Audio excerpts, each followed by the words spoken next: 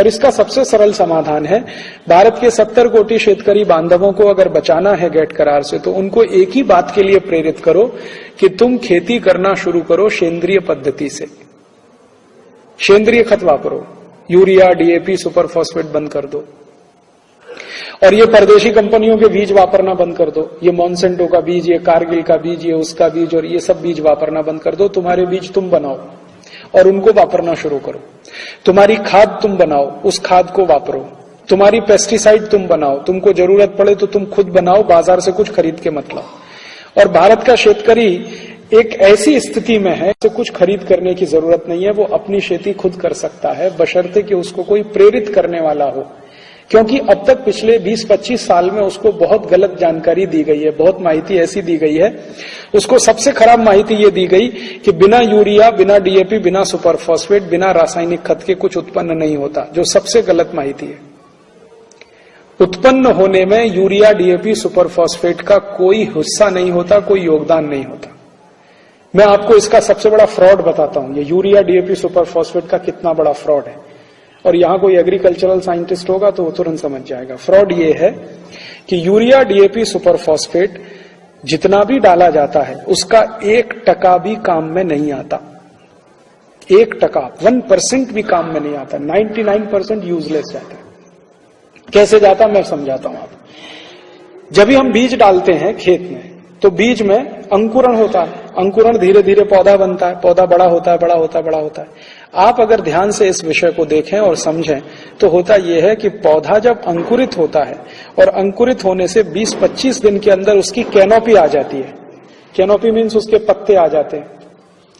अब जैसे ये पत्ते आ जाते हैं, तो पौधा जमीन से भोजन लेना बंद कर देता है।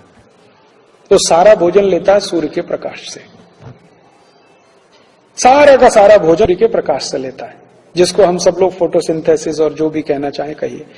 तो उसकी जब कैनोपी आ गई, पत्ते आ गए, तो भोजन लेने का काम तो सूर्य से कर रहा है, तो जमीन से भोजन लेना तो बंद कर दिया। और यूरिया, डीएपी आप जमीन में डाल रहे हो, वो कुछ ले ही नहीं रहा, फालतू में डाल रहे हो। टोटल बोगस है, फ्रॉड है। और इतना बड़ा फ्रॉड हिंदुस्तान में चल रहा है पिछले 40 साल से, ग्रीन रिवॉल्यूशन के नाम पर। और जब मैं हिंदुस्तान के बड़े साइंटिस्टों से ये बात किया कि आप इतना बड़ा फ्रॉड 40 साल से चला कैसे रहे हैं इस देश में, पौधे को जब जरूरत है जमीन से कुछ लेने की, उस समय यूरिया, डीएपी होता नहीं वहां। जब उसको जरूरत नहीं है तब वो डाला जाता है। तो उन्होंने कहा हाँ बात तो आपकी सही है। तो ये चल कैसे रहा है? तो ये चल रहा है इसलिए कि ये जो यूरिया, डीएपी, सुपर फॉस्फेट कंपनियां हैं, इनका कमीशन ऊपर से नीचे तक बट रहा है, नेताओं से अधिकारियों तक, इसलिए ये चल रही है, इसलिए फ्रॉड भी चल रहा है। साइंटिस्ट में भी वही कमीशन बट रहा है। हिंदुस्तान को छोड़कर दुनिया के सभी देश के वैज्ञानिकों ने यह सिद्ध कर दिया है कि जितना यूरिया, डीएपी, सुपर फॉस्फेट जमीन में डाला जाता है, वो 99% वेस्ट चला जाता है और मिट्टी को ही खराब करता है। वो अल्टीमेटली मिट्टी को खराब कैसे करता है? मिट्टी का जो बैलेंस है उसको तोड़ देता है। मिट्टी का बैलेंस है, पीएच उसका 7 के आसपास होना चाहिए, कार्बन कंटेंट उसका 8 के आसपास होना चाहिए। कार्बन कंटेंट को लगातार कम करता जाता है, पीएच को लगातार घटाता बढ़ाता रहता है, तो दोनों स्थिति में टूटता है बैलेंस। बैलेंस टूटता है तो खेती में उत्पन्न कम हो जाता है और उसका नुकसान शेतकरी को होता है। तो यूरिया, डीएपी का इतना बड़ा फ्रॉड, और उससे भी बड़ा फ्रॉड पेस्टिसाइड का। ये जो पेस्टिसाइड और इंसेक्टिसाइड है, ये इससे भी बड़ा फ्रॉड है। एंडोसल्फान डालो, मेलाथियान डालो, पैराथियान डालो, बेंजीन हेक्साक्लोराइड डालो, ये डालो, वो डालो। भाई क्यों डालो? तो कहते हैं जी कीट आया है। अच्छा कीट आया है तो ठीक है, किसी ने उसको बुलाया है तब आया, ऐसी तो नहीं आया। कीट आया है आपकी फसल पे, आपकी फसल को चौपट कर रहा है, तो किसी ने उसको बुलाया, या तो उसके लिए कंडीशन तैयार की है तो वो आया, अदरवाइज कैसे आता? आपके शरीर में कोई वायरस या विषाणु कैसे घुस जाता है? अनुकूल कंडीशन है तो घुस जाता है, अगर प्रतिकूल कंडीशन है घुस के दिखा दे कोई वायरस आपके शरीर में। इसको ऐसे समझने की कोशिश करिए, कोई एक डॉक्टर है, सवेरे से शाम तक 50 मरीजों के पास बैठता है, उनके श्वास से निकली हुई दुर्गंध को भी सूंघता है, लेकिन हर डॉक्टर को तो ट्यूबरकुलोसिस नहीं हो जाता। होता है क्या? ट्यूबरकुलोसिस का इलाज करने वाले किसी भी डॉक्टर को ट्यूबरकुलोसिस नहीं हो जाता। क्यों? उसका अपना इंटरनल बॉडी रेजिस्टेंस या इंटरनल सिस्टम ऐसा है जो आसानी से बाहर के वायरस, बैक्टीरिया से लड़ सकता है। ठीक है, आसानी से तो नहीं जाता, आसानी से प्रवेश भी नहीं करता और वो फल भी नहीं दे पाता। इसी तरह से भूमि के साथ होता है।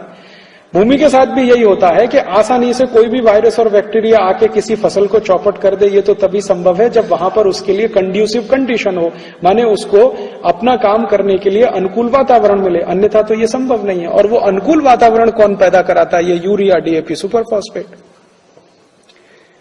दुनिया के सभी वैज्ञानिकों ने यह प्रयोग करके देख लिया है कि जो भूमि में यूरिया, डीएपी सबसे ज्यादा डाला जाता है, उसी भूमि पे सबसे ज्यादा वायरल इन्फेक्शन होता है, बैक्टीरियल अटैक होता है, उसी में सबसे ज्यादा जंतु आते हैं, कीट आते हैं। तो वहीं आपको पेस्टिसाइड ज्यादा चाहिए। अब इसका सरल उपाय है कि यूरिया, डीएपी, सुपर फॉस्फेट डालना बंद कर दो, आपको जंतुनाशक की भी जरूरत नहीं है, कीटनाशक की भी जरूरत नहीं है। तो गेट करार से भारत के शेतकरी बांधवों को बचाने का अब सबसे सरल रास्ता है ऑर्गेनिक फार्मिंग, प्राकृतिक खेती, नैसर्गिक खेती। उसको जो भी नाम देना है नाम दे दीजिए, उससे कोई महत्व नहीं है, उसमें विवाद भी करने की जरूरत नहीं है।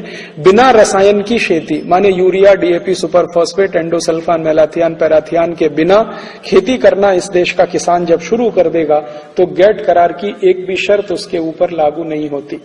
गेट करार में से ये रास्ता निकलता है। अर्थात हम हिंदुस्तान के लोग आप सबके साथ मिलकर अगर एक अभियान पूरे देश में चलाएं, शेतकरी बांधवों के लिए नैसर्गिक खेती करो, ऑर्गेनिक फार्मिंग करो, प्राकृतिक खेती करो, सेंद्रीय खेती करो, ये ज्यादा से ज्यादा अभियान चलाया जाए तो गेट करार से आप 70 कोटि शेतकरी को बचा लेंगे और हिंदुस्तान को भी बचा लेंगे। क्योंकि हिंदुस्तान की माटी में ये तासीर है कि हम सेंद्रीय खेती कर सकते हैं, यूरोपियन लोग नहीं कर सकते, क्योंकि यूरोप की माटी वैसी नहीं है सेंद्रीय खेती करने लायक। सेंद्रीय खेती होने के लिए माटी की सबसे बड़ी विशेषता उसको सॉफ्ट होना चाहिए। यूरोप की माटी बहुत कड़क है, भारत की माटी बहुत सॉफ्ट है।